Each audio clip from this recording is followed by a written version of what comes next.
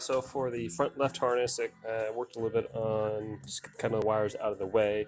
Um, so the first thing that comes out after the main plug is for the brake fluid disperser, whatever this is, but it plugs in there. So that's the first one that comes out, and then the next comes along. Next that comes out is the alternator.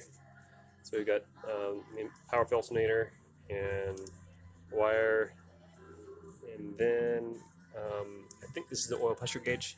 So I got that labeled, and it comes out right there. And really, that's what it is, and that looks damaged, so I had to replace that. And then the next wire that comes out is indicator light, the front left indicator light. So I'll get a label on that. That way I can get this kind of just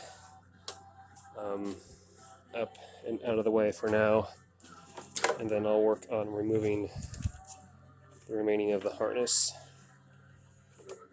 And I think that's for now. And there's some ground, I don't know what it's for. It looks like it's some type of regulator, probably for the horn or something. But anyway, so just to get out of my way.